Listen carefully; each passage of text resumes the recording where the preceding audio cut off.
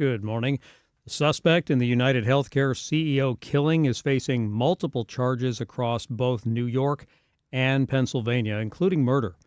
26-year-old Luigi Mangione was apprehended in Altoona, Pennsylvania on Monday at a McDonald's for the shooting death of Brian Thompson on December 4th on a New York City sidewalk. Mangione was charged in New York with one count of murder, including charges that he had a forged document and a weapon. And then in Pennsylvania, he faces 5 charges, including forgery and carrying a firearm without a license. He appeared in person for a preliminary arraignment in Pennsylvania Monday night and was ordered to be held without bail. In the end, I've said this all morning, it was a hot chick who flirted with him. And because of that, a customer at McDonald's who recognized him that led to his arrest. He took the mask and put it down because he wanted to chat with that lovely woman at the hostel in New York that exposed his face. And then when he's at this McDonald's in Pennsylvania, he removes the mask to eat, and a customer recognizes him, tells an employee who calls law enforcement. They come, and they immediately recognize him. At least we think. I mean, I guess it's possible the customer simply recognized him when he had the mask on because of his eyebrows. His eyebrows, he does have some pretty thick eyebrows. Yeah, very noticeable. Yeah. Or maybe, I think the shirt pic, the shirtless pic with his abs, that came out after he was already arrested. Yeah, we don't have any security footage of him walking around shirtless. Right. Yeah. But they did get him. Very recognizable abs, though. He Apparently a smart kid. Very, very smart. Valedictorian, went to an Ivy League school, studied computer science and math and all of that. So really smart. And that just goes back to what I said at the time. Guys can be really smart. You put a hot girl in front of us, we do stupid things like reveal our face when we're trying to get away with murder. I mean, it's a given. It's going to happen every time. He definitely tried to avoid cameras, but in today's day and age, there's really nowhere you can be safe from that. And this, like you said, was an example of where he clearly was not aware he was on camera. Otherwise, he wouldn't have done that. Well, you'd say that, but you don't know what she looked like. Yeah. Sounds like she was pretty hot. I guess so. Yeah. Now, it does sound like this also is tied to the health insurance industry, which is what I had thought all along. He had this 2 or 3 page manifesto, which I got to tell you, that's not much of a manifesto. That's like a news report. Yeah. I mean, Ted Kaczynski, when he put out a manifesto, there's a lot to it. This is more like a post on Facebook or something like that. TikTok video. Right. But in that little manifesto, he called out UnitedHealthcare by name and all of that. So, Dana, you were wrong.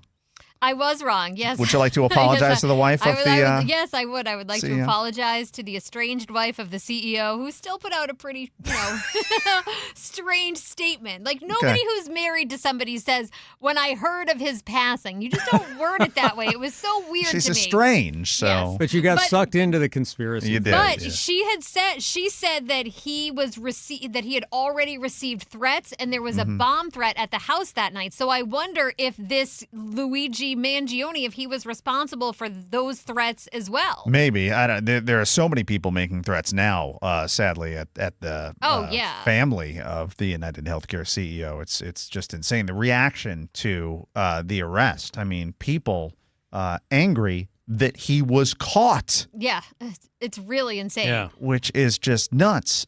Which suggests that they'll be supporting him in the trial. Oh, yeah. Let me tell you what. There's a GoFundMe, or I don't know if it's a GoFundMe, but there's a crowdfunding page that was started to help him.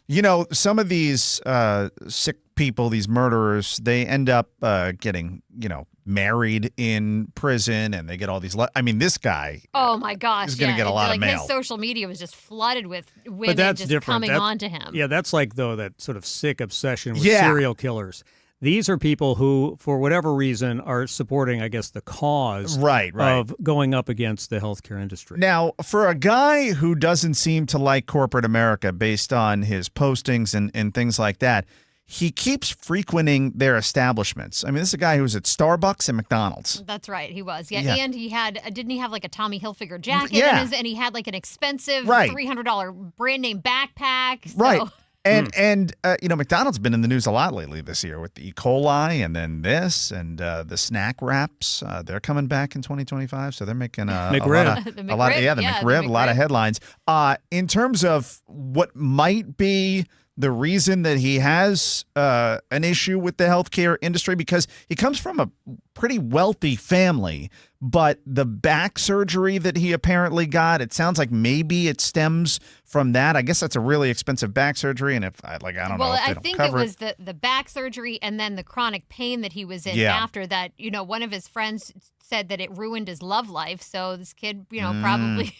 with his bushy eyebrows and his, nice abs. Nice abs. Yeah, well, he probably couldn't keep up those abs when he had a bad back. And then he also had posted on Goodreads reviews of books about psychedelic mushrooms and how they could be used for chronic pain. So I wonder if he was taking all of these different drugs to relieve the pain, which then just exacerbated the situation. Like he was probably depressed from having the back surgery, always being in pain, and then got on all these drugs and went crazy. Well, UnitedHealthcare That's what definitely it sounds doesn't like. cover the cost of those drugs. Yeah, Yeah, no, I'm sure yeah. they didn't. Yeah, he wanted them to pay for his psychedelic mushrooms. Right. I would go with your theory, but you were wrong on the wife, so I don't know. I know, but come on. Now, real quick, I guess it's his mugshot. I mean, he looks like he's modeling for Are you talking about the first picture? like there a were fashion company. Well, he's got a scarf around his neck and all of that. Is this the one where he's got like the brick wall behind him? Yes, Like the white yeah. brick What wall? is that? Yeah, so I don't think that was a mugshot. Okay. That was the picture when he was detained, but it Okay. wasn't like an official mugshot. That Got was it. the first picture they took when they first took him into custody. It looks like he's going to be in an Abercrombie and Fitch commercial. Yeah. Well, and then a few hours later, when they took the actual mugshot that I shared on our Facebook page at Ryan Gorman Show, he doesn't look like a model. He looks Okay. like he's, Yeah, and he looks So- distraught. Does he look like Timothy Chalamet or not? I don't think so. Not so really. much. No, once you see his full face Yeah. and his hair and all of it, no, he doesn't have the same look. I think it was just the angle, that Yeah. picture was taken at. Yeah, and then real quick, there was one other thing that I wanted to mention about all of this, and I just completely forgot what I was Well, you're not feeling going good to today, say. Yeah, so, no, you I'm got a lot struggling going on. A little bit. Yeah, You I got don't remember dengue what I was brain. gonna- Yeah, I know. I don't remember what the hell I was going to say, but it was something really important. It was a brilliant. I know it was a brilliant point. Oh, it was like a good hot yeah, take? Yeah, it was a really good hot take, but it's escaped me. All right, let's get to one more story real quick. So now that the 2024 hurricane season's over, tens of thousands of citizens' property insurance policyholders are getting takeout offers as the state insurer of last resort continues to reduce its policy count. 428,000 policies have been moved off citizens' books this year. So it's called the depopulation process, and it allows insurance companies to cherry pick citizens' policies to make an offer to the homeowner if the policy is within 20% of the current rate. Now, not everybody's happy with this program because one homeowner had a rate of $1,300 with Citizens. It went up to $1,600 with the new company. Yeah, I mean, if it's within 15% and you got to take it, that sucks. You're getting a big hike on your property insurance. So it's the law they passed. Right. No, I get it. But yeah, I can understand people being pissed off about this move. Plus, it's not clear if the new companies are going to give you better customer service or any of those things, Right. that Citizens may have provided them. So that is, though, part of the goal to, Citizens is a state-backed company. Yeah. And the legislature doesn't want to be on the hook for hurricane damage if there's a big storm. So they're trying to get it into the private sector. And so far, they've been fairly successful. Now, that's in part because the insurance companies are here right now. Right. If there's another big disaster, they could all leave again or go bankrupt, Have a and real then problem on Citizens your is going to pick up all those policies again. I just remembered what I was going to point out.